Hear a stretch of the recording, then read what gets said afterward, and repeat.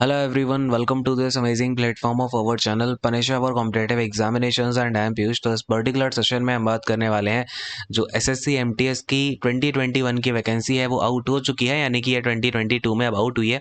इसकी कैसे क्या प्रोसेस, और इस बार आपका एमटीएस में नॉन टेक्निकल स्टाफ के अलावा जो हवलदार है सीबीआईसी और सीबीएन में ये भी आई है वैकेंसी। इसमें कितनी नंबर ऑफ वैकेंसीज हैं ये भी आउट हुआ है, कौन कौन से रीजन से है, क्या आपकी इंपॉर्टेंट डेट्स हैं, एग्जामिनेशन कौन से मंथ में होगा या क्या डेट रहेगी उसकी।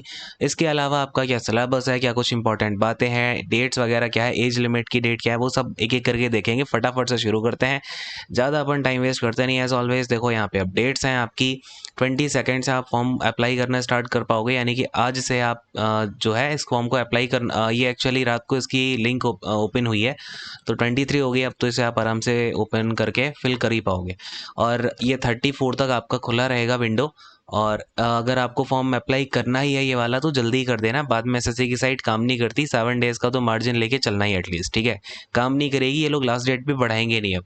पिछले वाले 2-3 एग्जाम हो गए, जो 2-3 नोटिफिकेशन आई है एसएससी की, चाहे वो सीजीएल की हो सीएचएसएल की हो, इन्होंने लास्ट डेट नहीं बढ़ाई, और वो आपका फेज 9 वाली।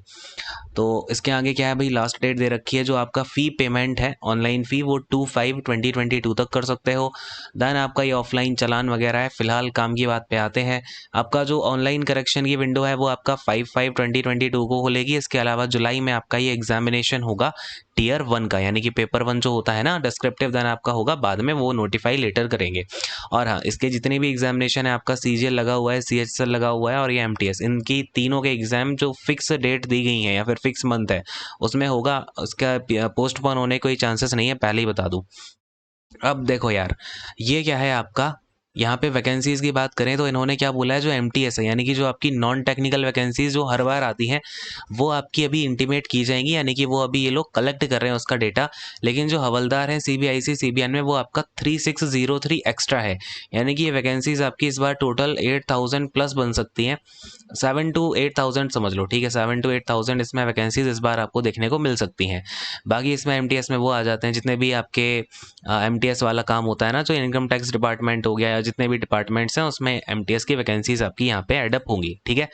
तो ये आपको आगे चल के बता दिया जाएगा। नॉन टेक वाली हवलदार आपको क्लियर हुआ। अच्छा, हवलदार का जो प्रोफाइल होता है वो भी अभी मैं आपको बताऊंगा कैसे क्या चीज़ें हैं। एक बार इंपॉर्टेंट और चीज़ें देखते हैं, है ना। और ये आपकी पोस्ट का नाम एमटीएस है, और क्या है, चलो इसमें आपकी एज लिमिट देखो।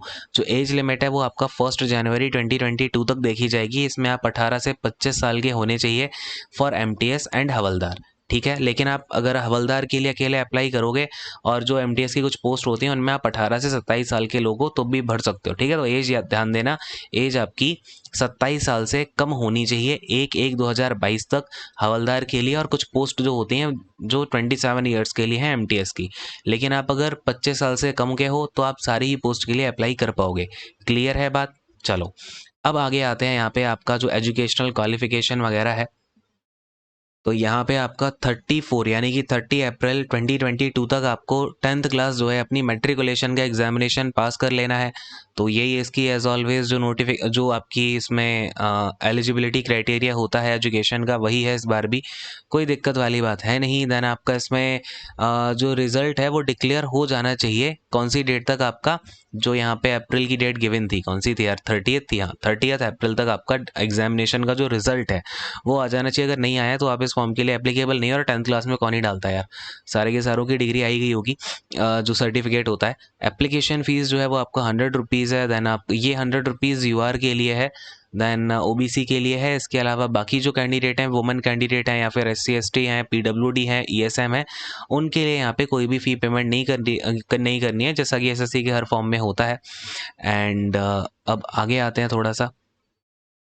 तो यहाँ पे आप देख सकते हो स्कीम ऑफ एग्जामिनेशन, यानी कि एग्जामिनेशन कैसे होगा। अब देखो, जो हवलदार का क्राइटेरिया है वो यहाँ पे थोड़ा सा अलग है, क्योंकि ये आपका फील्ड की जॉब होने वाली। तो यहाँ पे ऑफ कोर्स आपका फिजिकल एफिशिएंसी टेस्ट या फिर जो पीएसटी होता है ये होगा। अब पीएसटी पीईटी में क्या होगा वो चीज़ें बताऊंगा। पेपर 1 इसमें होगा सबसे पहले आपका। इसके बाद जो है डिस्क्रिप्टिव पेपर होगा पेपर 2, और उसके पहले आपका यहाँ पे पीईटी पीएसटी कराएंगे फॉर द पोस्ट ऑफ हवलदार, ठीक है।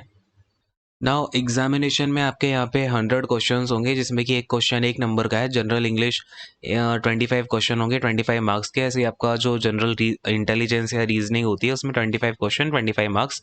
Then there is numerical aptitude again 25 question 25 marks. GA के लिए भी आपका सेम है। एंड टाइम जो मिलता है वो 90 मिनट्स का मिलता है। सीजीएल सीजीएल में आपको 60 मिनट्स का मिलता है और बाकी 120 मिनट होता है पीडब्ल्यूडी कैंडिडेट के लिए जो भी एलिजिबल है।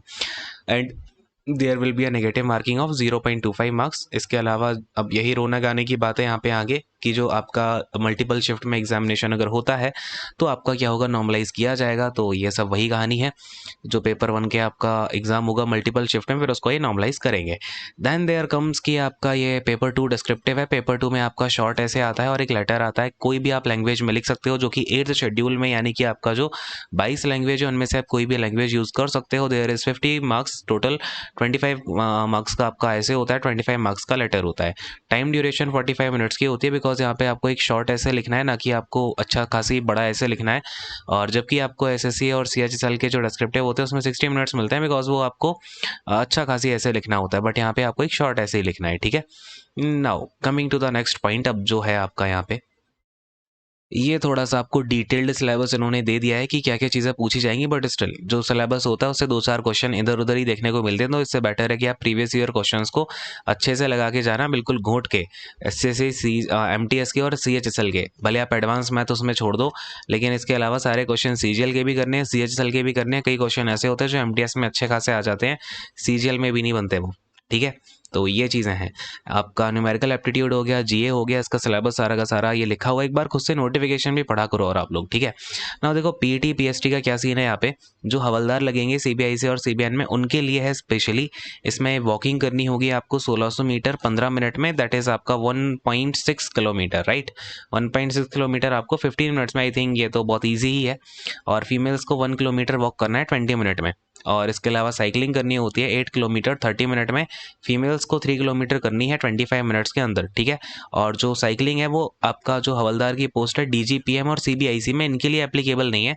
लेकिन आपका ये जो इसके अलावा सीबीएन वगैरह है इसमें आपका ये एप्लीकेबल है साइकिलिंग। और जो आपका डीजीपीएम है और सीबीआईसी है इसमें अकेला वॉकिंग ही आपका पीटी चल जाएगा, ठीक है।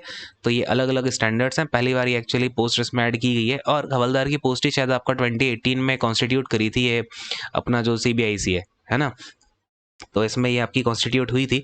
नाउ ये पीटी का सीन हो गया। And women candidate who as a result of test is found to be pregnant, यानी कि ये वही क्राइटेरिया जो हर एक गवर्नमेंट जॉब में होता है कि अगर आप प्रेग्नेंट होते हैं, जो वुमेन कैंडिडेट है वो 12 वीक के या फिर इससे ज़्यादा, तो उनको यहाँ पे टाइम दिया जाता है, उसके बाद जो है वो इस टेस्ट को कर सकते हैं, है ना। तो इसमें कुछ ज़्यादा चीज़ें हैं नहीं। पीएसटी देखो, पीएसटी में क्या होता है कि आपका जो फिजिकल स्टैंडर्ड टेस्ट है, यानी कि आपकी हाइट क्या है और आपका वेट क्या है, ठीक है। बेसिक चीज़ें यही देखी जाती हैं। मेल में जो हाइट है वो 157.5 होनी चाहिए, 5 सेंटीमीटर रिलेक्सेबल है गढ़वाली, असामीज़ और गोरखा के लिए, ठीक है।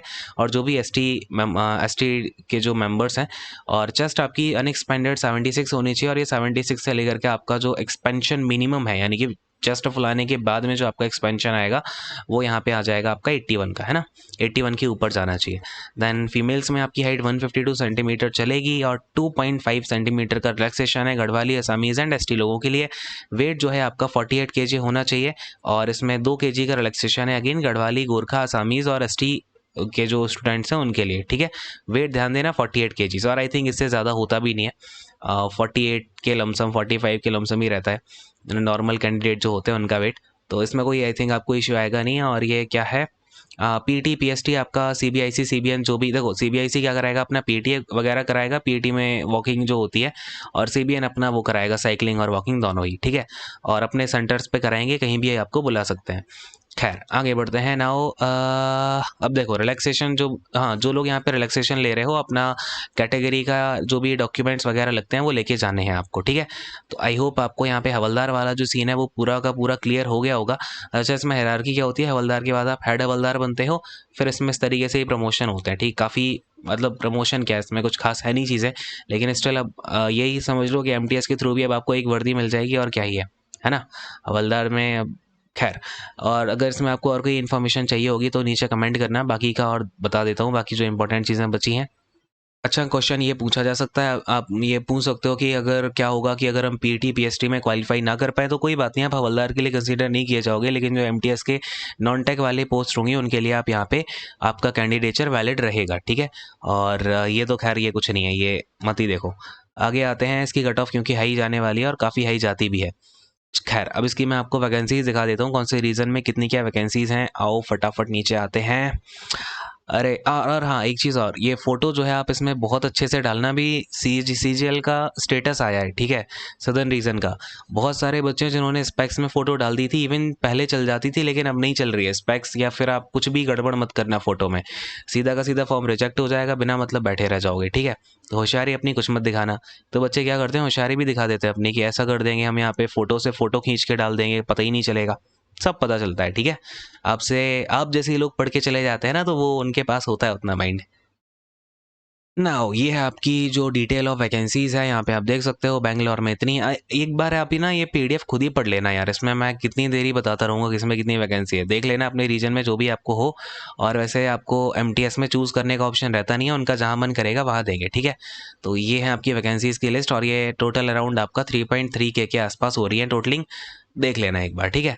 एंड करता हूँ अभी इस सेशन को। आई होप आपको सारी की सारी चीज़ समझ में आ गई होंगी। कोई डाउट होता है कमेंट सेक्शन में पूछ लेना, अगर कोई समस्या परेशानी होती है तो वो भी कमेंट सेक्शन में ही छोड़ देना, उस डाउट को मैं उठा लूँगा, ठीक है। और thank you so much, God bless you all, take care, bye bye, अच्छे से पढ़ते रहिए एंड आगे बढ़ते रहिए।